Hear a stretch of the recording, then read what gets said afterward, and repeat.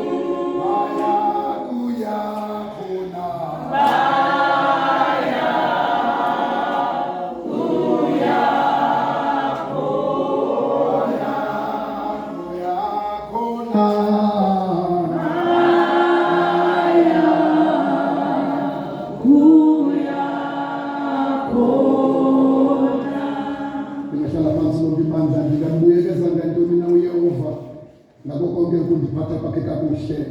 Ndophakamisa indebe yosindiso ndinqule igama likaYehova. Ewe ndozizalisa izibhambathiso zam kuYehova phambi kwabantu bakhe. Kaloku nje siyibikelelwe yethu ipasika enguKristu. Ngoko ke ukwenza umthendeleko masingawenzi sinegwele elidala negwele lobubi nolokungendawo. Masiwenze sinezonka zobungcwele. Masikwenze sinezonka izindaba okububi negwele lokungendawo. Masiwenze sinezonke ezingcwele ezingenasibhithi ezilenyaniso. Kuba wenje nje uThixo ukuthanda kwakhe ihlabathi kude wencama unyane kuphela kwamzeleyo ukuze bonke abakholwayo kuye bangatshabalali koko babe nobomi obungunaphakade. Bazalwane abazintanda, njengokuba sihlanganele ukuze kwenza umthendeleko ongcwele womzimba negazi lomsindisi uKristu, kusifanele ukuba sisiqithe isiyalo sompostile uPawulos sokuthi abantu mabazicikide kuqala phambi kokuba basidle esisonka bayisele lendebe yegazi lenkosi, ngenxa yokuba likhulu ithamsanqa kumuntu osidlayo esisonka asele nakule ndebe ingcwele eguquka ngokunyanisekileyo enokholo oluphilileyo, ngokuba uyakuba esidla esela ngumoya aze athi uKristu ahlale kuye, athi naye abe kuKristu. Kanti kwankulu ingozi kulowo udlayo asele ngokungafanelekileyo, ngokuba uyakuba netyala lomzimba negazi lenkosi abe ezidlela eziselela umgwebo engawucaluli nje umzimba wenkosi.